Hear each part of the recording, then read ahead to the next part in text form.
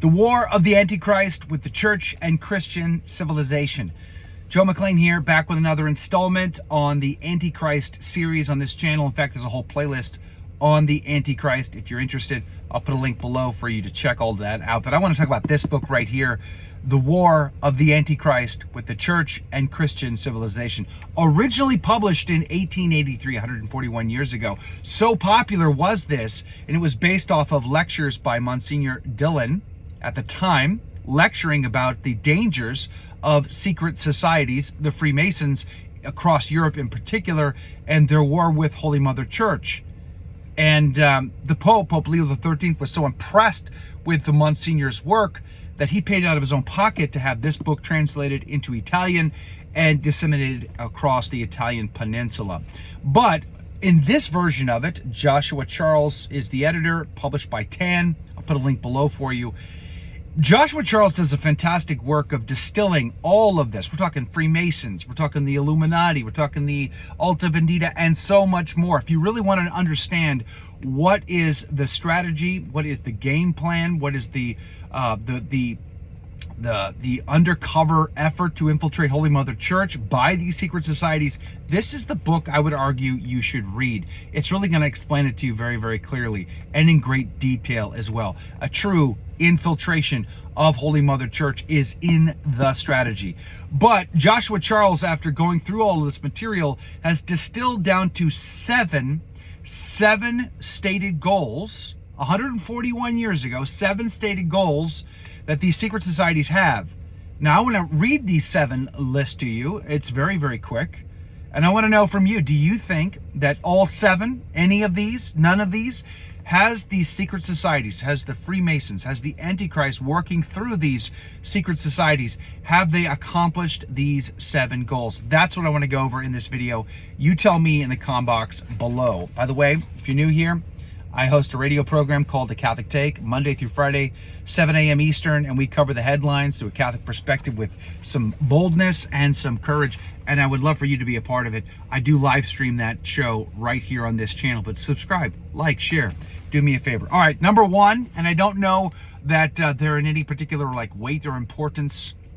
It's just the list of 7 of the stated goals, might say prophecies, 141 years ago. Have they been accomplished? You tell me below. Number 1, the complete separation of the state from the church.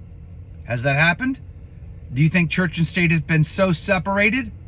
Let me know. Number 2, the idea of popular sovereignty as the only basis for any government authority. Golly gee whiz, sounds like the French Revolution, doesn't it? Democracy. Gotta save democracy. The people's will of the majority. Is that not a description of the times that we live in? Is that the only acceptable government? Well, seems so to me, but you let me know down below. Number 3, religious indifferentism. Is society indifferent?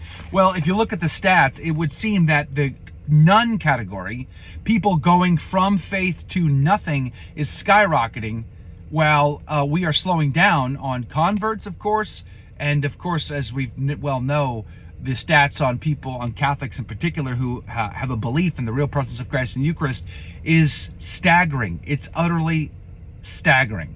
So religious indifferentism, check. It seems like it's definitely the case. Number 4, placing marriage under the jurisdiction of the state, making it civil, and encouraging easy divorce laws that reduce marriage to nothing more than a civil contract like any other. The greatest generation came back from World War II.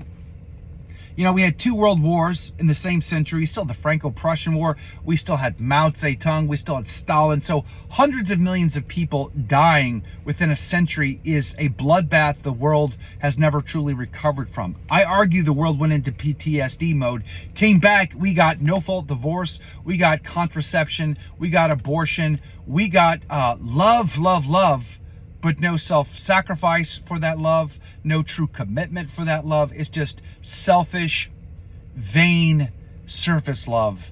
And, marriage has been destroyed, families have been destroyed. So it seems to me that 141 years ago, when they were trying to destroy marriage, they've accomplished that goal.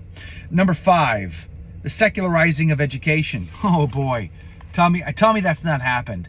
The education system in our country, at least, is abysmal. It's horrible. I mean, you tell me, do you think the education system's great? You let me know below.